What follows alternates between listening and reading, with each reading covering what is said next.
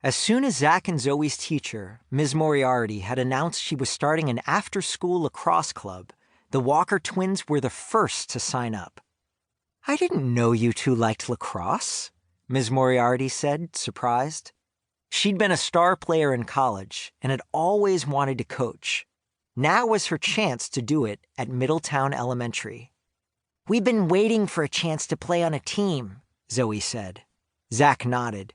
"We've even got our own sticks." "I always knew you two loved sports," Ms. Moriarty said.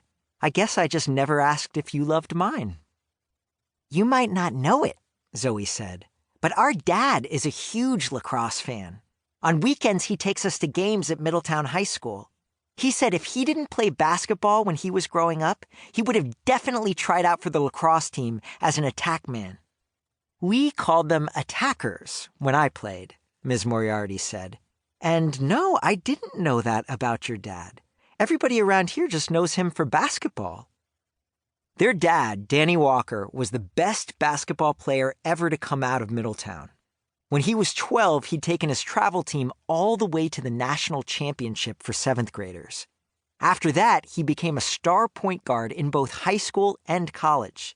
Despite his small size, he made it all the way to the NBA.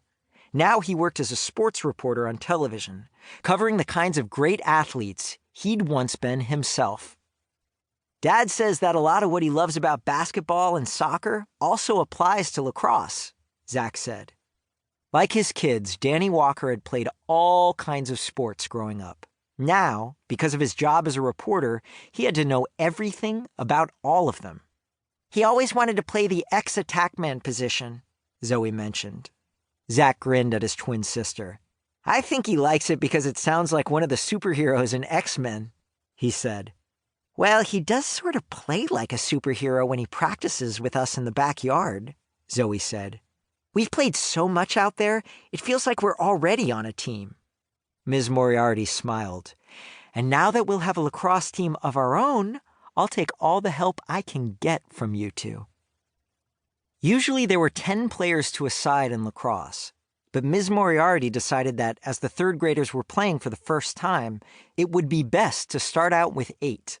The elementary schools they'd be playing against all had 8 players too, and, as it turned out, exactly 8 3rd graders signed up for the lacrosse club at Middletown. Zach and Zoe, Lily, Kari, Mateo, Malik, Jimmy, and a new kid, Oliver. Oliver had just moved to Middletown from San Francisco, where he had played for an all-star lacrosse team. Zach and Zoe suggested they call their team the Middletown Warriors, and everyone agreed. It was a name with special meaning for the Walker family. Not only had the twins used it for their league basketball team, but Grandpa Richie had also played for a Warriors team when he was young. Their first practice took place that Monday. Everyone was excited to get started, especially Zach and Zoe. Because Zach, Zoe, and Oliver were already familiar with the game, Ms. Moriarty let them toss around a ball while she explained the basics to the others. Mateo, who'd never picked up a lacrosse stick in his life, volunteered to play goalie. After a few drills and some helpful tips from Ms. Moriarty, Mateo had shown good instincts in the space around the goal net called the crease. She agreed to let him stay at goal.